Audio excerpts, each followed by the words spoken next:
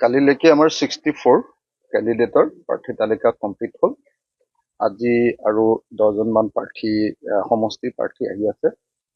গতিকে 75ৰ পৰা 80ৰ ভিতৰত আমাৰ নিৰ্বাচনৰ সমষ্টি ইতিমধ্যে আমাৰ যোগাযোগত আছে বা আমি নিৰ্বাচিত কৰিবৰ কাৰণে তেওঁলোকৰ প্ৰাৰ্থী নিৰ্বাচিত কৰিবৰ কাৰণে সুযোগ লাভ কৰিছো। 75 to 80ৰ ভিতৰত হ'ব। তো গতিকে সেই কাম চলি আছে। আজিৰ ভিতৰত আমি তৃতীয়খন তালিকা প্ৰস্তুত কৰিম আৰু কাইলৈ বা পৰহিলৈ ফাইনেল লিষ্টখন প্ৰকাশ কৰিম। যোৰহাটত মই কালি এটা লিখিতভাৱে প্ৰস্তাৱ আমাৰ দললৈ প্ৰেৰণ কৰিছো যে গৌৰৱ গগৈৰ বিৰুদ্ধে প্ৰাৰ্থী দিব নালাগে। আজি সেই সম্পৰ্কে আজি সন্ধিয়া আমাৰ বৈঠক অনুষ্ঠিত হ'ব আৰু বৈঠকত যদি আমাৰ দলে এগ্ৰী কৰে তেতিয়াহ'লে গৌৰৱ গগৈৰ বিৰুদ্ধে প্ৰাৰ্থী আমি নিদিওঁ। গৌৰৱ গগৈ বিধানসভাত অহাটো মই বিচাৰো। আমাৰ বিধানসভাৰ মান উন্নত হ'ব লাগে। আমাৰ 126 জন বিধায়ক যদিও বিধানসভাত থাকে, 126 জন মানৰ ভিতৰত 6 জন মানেহে অকল বিধায়কৰ কাম কৰিব পাৰে। মানে বিধায়কৰ প্ৰথম কামটো হ'ল বিধান ৰচনা কৰা, আইন প্ৰণয়ন কৰা। লেজিছলেটিভ এছেম্বলি আইন সভা বুলি কোৱা হয়। আইন প্ৰণয়ন কৰিবলৈ হ'লে বিধায়কজনে সংবিধানখন মুখস্থ থাকিব লাগিব। কনষ্টিটুৱেণ্ট এছেম্বলি ডিবেটছ বিলাক খুব ভালকে পঢ়া হ'ব লাগিব। আইন কানুনৰ জ্ঞান থাকিব লাগিব। কিন্তু 99.9% বিধায়কৰে অসমত সেই জ্ঞানটো নাথাকে। সেইকাৰণে যোৱাবাৰ যদিও কংগ্ৰেছৰ 29 জন বিধায়ক জিকিছে, আপুনি দেখিব যে তেওঁলোকে বিশেষ কণ্ট্ৰিবিউশ্যন আছাম এছেম্বলিলৈ আগবঢ়াব পৰা নাই। সেইকাৰণে গৌৰৱ গগৈ আহিলে, তেওঁ যিহেতু লোকসভাত আছিলে, গতিকে নিশ্চিতভাৱে তেওঁ নিজে প্ৰাইভেট মেম্বাৰ্ছ বিল যদি বাহিৰত থাকে তেতিয়াহ'লে প্ৰাইভেট মেম্বাৰ্ছ বিল আনিব পাৰিব, আৰু যদি চৰকাৰ কৰে তেতিয়াহ'লে তেওঁ দৰকাৰী আইন আনিব পাৰিব। গতিকে মই ভাবো যে গৌৰৱ গগৈ অসম বিধানসভালৈ অহাটো খুব প্ৰয়োজন। সেইকাৰণে মই গৌৰৱ গগৈক বিধানসভালৈ অহাটো বিচাৰো। কিন্তু একেটা সময়তে মই কওঁ যে গৌৰৱ গগৈৰ সমষ্টি নিৰ্বাচনটো বহুত ভুল হৈছে। মই যিমান দূৰ জানো, কালি মোৰ যোৰহাট জিলা কমিটিখন আহিছিলে আমাৰ ৰাইজৰ দলৰ যেতিয়া যোৰহাট জিলা কমিটিখনৰ লগত বহিছো, তেওঁলোকে মোক বাৰম্বাৰ কৈছে যে কংগ্ৰেছৰ স্থিতি, সাংগঠনিক স্থিতি মানে যোৰহাটত একদম সাংঘাতিক বেয়া। আচলতে গৌৰৱ গগৈয়ে মোক তেওঁলোকে কৈ আছে যে গৌৰৱ গগৈ টিয়কত খেলিব লাগিছিলে, নহ'লে তিতাবৰত খেলিব লাগিছিলে, নহ'লে আটাইতকৈ ভাল সমষ্টিটো তেওঁৰ কাৰণে মাহমৰা আছিলে। কিন্তু যোৰহাট সমষ্টিটো তেওঁ চুজ কৰি ল'লে। কিন্তু যোৰহাট সমষ্টিটোত মোক যোৰহাট জিলা কমিটিয়ে, আমাৰ জিলা কমিটিয়ে কোৱা মতে কংগ্ৰেছ দলৰ সাংগঠনিক স্থিতি একেবাৰে কম, আৰু সেইকাৰণে এইটো এটা অত্যন্ত চেলেঞ্জিং চিট হয়। আৰু যিহেতু মোক জিলা কমিটিয়ে ক'লে যে সেইটোত গৌৰৱ গগৈৰ অলপ প্ৰব্লেম আছে, সেইকাৰণে মই সিদ্ধান্ত লৈছো মোৰ পিনৰ পৰা প্ৰস্তাৱ পঠিয়াইছো যে গৌৰৱ গগৈক জিকোৱা দৰকাৰ, আৰু সেইকাৰণে গৌৰৱ গগৈক এবাৰ যাতে নাহাৰে তাৰ কাৰণে আমি আমাৰ পিনৰ পৰা মানে প্ৰাৰ্থিত্ব প্ৰদান কৰাটো বন্ধ ৰাখিম। এইটো মানে মই প্ৰস্তাৱহে দিছো দেই, এতিয়ালৈকে পাছ হোৱা নাই। মই দললৈ প্ৰস্তাৱ দিছো আৰু মোক দলে জনাইছে যে আজি দলে এই সম্পৰ্কে এখন মিটিং কৰিব আৰু তাৰ পাছত সিদ্ধান্ত দিব। এই ক্ষেত্ৰত বহুতে তাৰপিছত মই আৰু এটা কথা ক'ব খোজো যে আপোনাৰ মইতো ভাবো যে গৌৰৱ গগৈ ডাইৰেক্টলি যদি মোক ৰিকুৱেষ্ট কৰে, তেওঁ যদি পোনপটীয়াকৈ তেওঁ অনুৰোধ কৰে, তেওঁ অনুৰোধ বৰকে নকৰে, তেওঁ অকণমান অহংকাৰত থাকে, তেওঁ মানুহলৈ ফোন চোন নকৰে আৰু ফোনো বৰকে নকৰে। কিন্তু তেওঁ যদি মোক পোনপটীয়াকৈ কয় তেতিয়াহ'লে আমাৰ দলৰ যিটো ছেটআপ আছে, আমাৰ দলৰ তেওঁলোকতকৈ ভাল ছেটআপ আছে যোৰহাট সমষ্টিটোত। আমাৰ দলৰ ছেটআপটোৱে তেওঁক সহায় কৰি দিবলৈ মই অনুৰোধ কৰিম, যদিহে তেওঁ পোনপটীয়াকৈ মোক অনুৰোধ কৰে। তেওঁ নিজে যদি মোক অনুৰোধ কৰে তেতিয়াহ'লে মই যোৰহাটত যাতে মানে মোক আমাৰ যোৰহাট জিলা কমিটিয়ে বাৰম্বাৰ কৈ আছে যে যোৱা সময়বিলাকত যিমানবিলাক যোৰহাটত প্ৰগ্ৰেম হৈছে, ইউনাইটেড প্ৰগ্ৰেম, সেই আটাইবিলাকতে কংগ্ৰেছ দলৰ স্থিতি অত্যন্ত দুৰ্বল আছিলে আৰু আমাৰ দলেহে তাতে লিড লৈ আছিলে যোৰহাট নগৰখনত। গতিকে মই আমাৰ দলৰ যেতিয়া জিলা সমিতি আহিছে, জিলা সমিতিৰ নেতৃবৰ্গক মই কৈছিলো যে যদি গৌৰৱ গগৈয়ে মোক ফোন কৰে তেতিয়াহ'লে কিন্তু আপোনালোকে গৌৰৱ গগৈৰ কাৰণে লাগি দিব লাগিব। এতিয়া গৌৰৱ গগৈ নিজে যদি অহংকাৰটো ত্যাগ কৰি মোলৈ ফোন কৰে তেতিয়াহ'লে নিশ্চিতভাৱে আমি সহায় কৰি দিম। এই ক্ষেত্ৰত বহুতে কৈছে যে আপুনি প্ৰাৰ্থিত্ব নিদিয়ে গৌৰৱ গগৈৰ বিৰুদ্ধে যোৰহাটত। শিৱসাগৰত আপোনাৰ বিৰুদ্ধে প্ৰাৰ্থিত্ব নিদিবলৈ কাৰণে আপুনি এইটো কৰিছে নেকি? নাই মই আপোনালোকক এবাৰ হ'লেও কৈছো জানো মই এবাৰ হ'লেও কৈছো জানো? যোৱাবাৰতো আপোনালোকে নিশ্চয় দেখিছে মই জেলত আছো, অসমৰ মানুহে মোক মানে কিমান মৰম কৰিছে, নিজে নিজে গৈ মোৰ কাৰণে কেম্পেইন কৰি মোক জিকাইছে, হয়নে নহয়? যোৱাবাৰতো আমাৰ শিৱসাগৰত একোৱেই নাছিলে, আমাৰ সংগঠন একো নাছিলে, বুথ কমিটি এখনো নাছিলে। তো তাত গোটেই অসমৰ মানুহে গৈ মোক জিকাইছে আৰু শিৱসাগৰৰ ৰাইজৰ আশীৰ্বাদত, শিৱসাগৰৰ ৰাইজৰ ভালোবাসাৰ কাৰণে, শিৱসাগৰৰ ৰাইজৰ মৰমত মই তাত জিকিছো। আৰু যোৱাবাৰ তেওঁলোকে মোৰ বিৰুদ্ধে, যি সময়ত মই জেলত আছিলো তেতিয়াও কংগ্ৰেছে মোৰ বিৰুদ্ধে কেণ্ডিডেট দিছে। এইবাৰ কেণ্ডিডেট দিলেও মোৰ আপত্তিয়ে নাই। মই একবাৰৰ কাৰণে আপোনালোকক কোৱা শুনিছে নেকি? মইতো কৈছো যে যদি শিৱসাগৰলৈ আপোনাৰ আমাৰ অসমৰ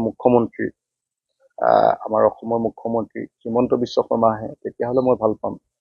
আৰু একেটা সমষ্টিতে যদি কংগ্ৰেছৰ গৌৰৱ গগৈ যায় তেতিয়াহ'লেও মই যুঁজি ভাল পাম।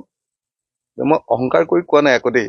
মানে মোৰ কথাটো হ'ল যে নিৰ্বাচন যেতিয়া খেলিছো তেতিয়াহ'লে এইটো মানে সেইটো প্ৰিপেৰেশ্যন থাকিব লাগিব। আৰু বা যিকোনো ইলেকশ্যনততো সকলো মানুহ সদায় জিকি নাথাকে। গতিকে মইতো ইচ্ছা কৰো যে শিৱসাগৰলৈ হিমন্ত বিশ্ব শৰ্মা আহক মোৰ লগত প্ৰতিদ্বন্দ্বিতা কৰিবলৈ, আৰু গৌৰৱ গগৈ নিজে আহক মোৰ লগত প্ৰতিদ্বন্দ্বিতা কৰিবলৈ। মই একবাৰৰ কাৰণেও কংগ্ৰেছক ৰিকুৱেষ্ট কৰা নাই যে শিৱসাগৰত কেণ্ডিডেট দিব নালাগে, একবাৰৰ কাৰণে কৰা নাই। মই নিজৰ শক্তিৰে যুঁজিবলৈ চেষ্টা কৰিম, আমাৰ ৰাইজৰ দলৰ কৰ্মীবিলাকে চেষ্টা কৰিব, আৰু শিৱসাগৰৰ ৰাইজৰ আশীৰ্বাদ মই জেলত থাকোঁতে যিহেতু পাইছিলো, আৰু এতিয়া মই গোটেই শিৱসাগৰৰ ৰাইজক যিমান পাৰোঁ মোৰ জীৱন দি সহায় কৰোঁ।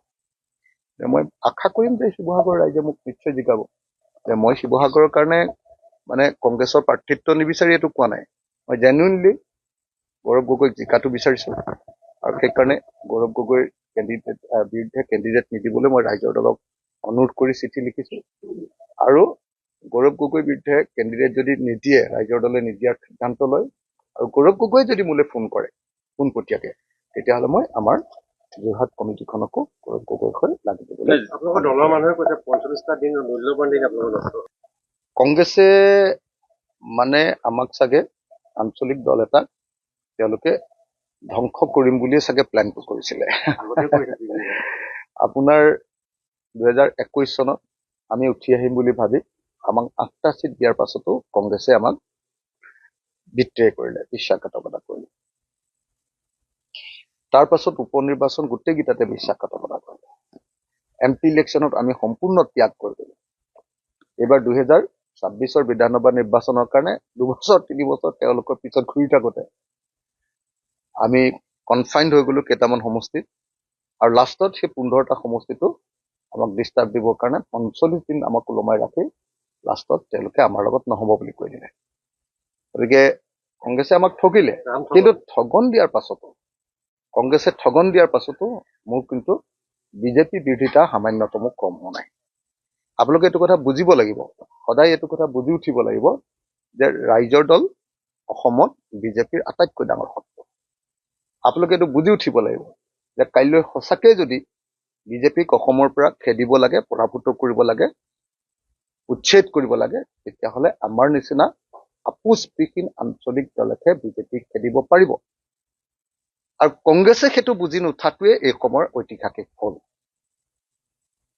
কংগ্ৰেছে অকণমান তেওঁলোকৰ সাংগঠনিক স্থিতি অকণমান ভাল হোৱাৰ লগে লগে তেওঁলোকে ভাবি গ'ল যে নাই আমি অকলে পাৰিম। আৰু এই সময়ত অখিল গগৈ ৰাইজৰ দলৰ নিচিনা আপোচবিহীন দল এটাক আকৌ উঠি আহিবলৈ নিদিওঁ। আৰু মোৰতো সন্দেহে হৈছে যে গৌৰৱ গগৈ আচলতে 2026 কাৰণে ইলেকশ্যন খেলা নাই। আপুনি চাবচোন, চব পুতেকবিলাকক দিছে। আপোনাৰ প্ৰদ্যুৎ বৰদলৈৰ পুতেক, ৰকিবুল হুছেইনৰ পুতেক, মন্ত্ৰী গৌতম বৰাৰ পুতেক, চব পুতেকবিলাকক কেলে দিছে বাৰু? পুতেকবিলাকক এইকাৰণে দিছে যে 31ৰ নিৰ্বাচনৰ কাৰণে গৌৰৱ গগৈ নিজৰ টিমটো বনাই আছে। এইবাৰ তেওঁ বিজেপিক বোধহয় ৱাক অভাৰ দিব খুজিছে, বিজেপিৰ লগত যুঁজিব খোজা নাই। সেই একেটা কাৰণতে গৌৰৱ গগৈ BTAD ইলেকশ্যনৰ 40খন আসনৰ ভিতৰত 40খন আসনতে অকলে চিট দি 40খন আসনৰ ভিতৰত 40খন আসনতে অকলে চিট দি বিজেপিৰ কাৰণে পথ মুকলি কৰি দিব খুজিছিল। লাষ্টত বিজেপি ৰাইজে জানিবা বিজেপিক নিদি লাষ্টত গৈ PPFক জিকাই দিলে। কিন্তু গৌৰৱ গগৈটো 40খন আসন দিটো বিজেপিকে জিকাব খুজিছিলে। তো গতিকে মই ভাবো যে এই গোটেই কথাবিলাক অসমৰ মানুহে বুজি লোৱা দৰকাৰ। কিন্তু মই তাৰ পাছতো কৈছো দেই, তাৰ পাছতো কৈছো, য'ত কংগ্ৰেছ যিকেইটা চিটত জিকিব বুলি ভাবো, আমি একদম কণ্টেষ্টত আহি গৈছে বুলি ভাবো, মই সদায় আছো। কিন্তু কংগ্ৰেছে যি ধৰণে বিট্ৰে কৰিলে তাৰ পাছত আৰু আমাৰ ইলেকশ্যনলৈ যোৱাৰ বাহিৰে কোনো বাটে নাথাকে। লুৰিণজ্যোতি গগৈ কিন্তু আপোনাৰ কাৰণে হেৰি হৈছিল নাই কোৱা নেকি? ক'ৰবাত কৈছে জানো? মই নাই দেখা। আপুনি এনে মিছা কথা কৈছে যেন লাগিছে। ৰুল যেনেকে পালন কৰিব লাগিছে তেনেকে আপুনি এইটো মিছা কথা কৈছে যেন লাগিছে মোৰ। এইটো একেবাৰে নহয়। মই লুৰিণজ্যোতি গগৈয়ে কোৱা নাই, মই দেখা নাই। নাই লুৰিণজ্যোতি গগৈ কোৱা নাই, মই দেখা নাই। মই নেদেখাকে কেতিয়াও কথা নকওঁ, মিছা কৈ লাভ নাই। লুৰিণজ্যোতি গগৈয়ে আমাৰ বিৰুদ্ধে একো কোৱা নাই, কিন্তু আমাৰ পক্ষতো একো কোৱা নাই। আৰু এলায়েন্সটো লুৰিণজ্যোতি গগৈ ইচ্ছা কৰা হলে ৰখাব পাৰিলে, কিন্তু লুৰিণজ্যোতি গগৈ অকল নিজৰ দলৰ স্বাৰ্থ আৰু নিজৰ স্বাৰ্থ চাবলৈ গৈ তেওঁ আমাক বিট্ৰে কৰিলে। আঞ্চলিক দলক একেলগ হৈ, বামপন্থী দলবিলাক, আঞ্চলিক দলবিলাক একলগ হৈ আমি কংগ্ৰেছক ঐক্যবদ্ধভাৱে কথা কোৱা হলে তেতিয়াহ'লে কংগ্ৰেছে মানিলেহেঁতেন। কিন্তু কংগ্ৰেছে তেওঁলোকক লগত লৈ ললে আৰু মোৰ বিৰুদ্ধে ব্যৱহাৰ কৰিলে, ৰাইজৰ বিৰুদ্ধে ব্যৱহাৰ কৰিলে। গতিকে আমাৰ বিবেচনা চলি আছে, সেইটো আমি নাজানো। আমাৰ আজিৰ দিনটোত মই মাত্ৰ এজন মানুহৰ কথা কৈছো, গৌৰৱ গগৈ। মই খুব আন্তৰিকতাৰে বিচাৰো যে গৌৰৱ আমাৰ বিধানসভালৈ আহক। আজিৰ দিনটোত আপোনালোকে নিশ্চয় দেখিছে যে বিধানসভাখন অকল অখিল গগৈ আৰু হিমন্ত বিশ্ব শৰ্মাৰ মাজত চলি থাকে। বিধানসভাৰ অধিৱেশন হলে অকল দুজন মানুহৰ শ্ব'ত পৰিণত হৈ যায়। কেলে?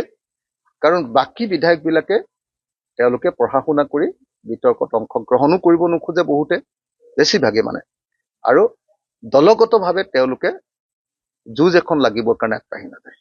কিন্তু মই ভাবো যে গৌৰৱ গগৈ আহিলে যুঁজখন লাগিব, কাৰণ তেওঁ লোকসভাত ৰাহুল গান্ধীৰ লগত এক্সপিৰিয়েঞ্চ হৈছে। গতিকে মই আশা কৰো যে অসম বিধানসভালৈ ময়ো থাকো, গৌৰৱো থাকক, আৰু হিমন্ত বিশ্ব শৰ্মাও থাকক। হিমন্ত বিশ্ব শৰ্মা বিৰোধীত থাকক, আপোনাৰ হিমন্ত বিশ্ব শৰ্মা বিৰোধীত থাকক, আৰু ময়ো বিৰোধীত থাকো, আৰু গৌৰৱ গগৈ চৰকাৰত থাকক। মই আশা কৰো যে গৌৰৱ গগৈ মুখ্যমন্ত্ৰী হওক, তাৰপিছত মই আৰু হিমন্ত বিশ্ব শৰ্মাৰ বিৰোধীত থাকো। তেতিয়া কিমান মজা হ'ব বিধানসভাখন, হয়নে নহয়? আপোনালোকে নিজে কওক, হয়নে নহয়? আপোনালোকে কওক। গতিকে মই একদম ক্লিয়াৰ দেই, মোৰ কাৰণে একদম খাটাং কথা। কংগ্ৰেছে ভাবিছে লুৰিণজ্যোতি গগৈক লগত লৈ চৰকাৰ গঠন কৰিব পাৰিব। কংগ্ৰেছে ভাবিছে মনোৰঞ্জন তালুকদাৰক লগত লৈ চৰকাৰ গঠন কৰিব পাৰিব। মই তেওঁলোকৰ প্ৰতি শুভেচ্ছা জনাইছো। তেওঁলোকে চৰকাৰ গঠন কৰক, আমাৰ সঁচা শুভেচ্ছা তেওঁলোকৰ প্ৰতি আছে। মই সঁচাকে কৈছো, তেওঁলোকৰ প্ৰতি মোৰ সঁচা শুভেচ্ছা, ৰাইজৰ দলৰ 100% শুভেচ্ছা মই গৌৰৱ গগৈ, লুৰিণজ্যোতি গগৈ আৰু মনোৰঞ্জন তালুকদাৰৰ কাৰণে 100% শুভেচ্ছা আমাৰ ৰাইজৰ দলৰ তৰফৰ পৰা পঠিয়াইছো। তেওঁলোকে চৰকাৰ গঠন কৰক। মই এইটো বিচাৰিম যে তেওঁলোকে চৰকাৰ গঠন কৰক আৰু হিমন্ত বিশ্ব শৰ্মাক বিজেপি চৰকাৰক পৰাভূত কৰক। আৰু তেওঁলোকে যাতে চৰকাৰ গঠন কৰাৰ ক্ষেত্ৰত আমি যাতে বাধা নহওঁ, তাৰ কাৰণে মই চেষ্টা কৰিম যে আমি যাতে হিমন্ত বিশ্ব শৰ্মাৰ চৰকাৰখনক গিৰোৱাৰ ক্ষেত্ৰত কংগ্ৰেছক সহায় কৰিব পাৰো। এইটো চাম, কথাটো বুজা নাই। কিন্তু আপোনালোকক খালি এটা কথা কৈ থওঁ, আপোনালোকে এতিয়াও কিছুমান মানুহে মিছামিছি বাতৰি প্ৰচাৰ কৰি আছে যে কংগ্ৰেছৰ লগত আমাৰ আলোচনা চলি আছে। যিদিনা যোৱা 13 তাৰিখৰ দিনা কংগ্ৰেছে ৰাইজৰ দলক ধিং, নাওবৈচা আৰু দলগাঁও নিদিওঁ বুলি ক'লে। এই তিনিটা সমষ্টি ৰঙানদী, আপোনাৰ দলগাঁও আৰু ধিং নিদিওঁ বুলি ক'লে। সেইদিনাৰ পৰা কোনো আলোচনা হোৱা নাই। গৌৰৱ গগৈয়ে এতিয়ালৈকে মোক এটাও ফোন কৰা নাই। জিতেন্দ্ৰ সিঙেও মোলৈ এটাও ফোন কৰা নাই। আপোনালোকৰ টিভিতে মই দেখি আছো যে নাই আলোচনা মনে মনে চলি আছে। কোনো আলোচনা চলা নাই। কোনো গৌৰৱ গগৈ, কোনো জিতেন্দ্ৰ সিঙে, কোনো অখিল গগৈলৈ ফোন কৰা নাই।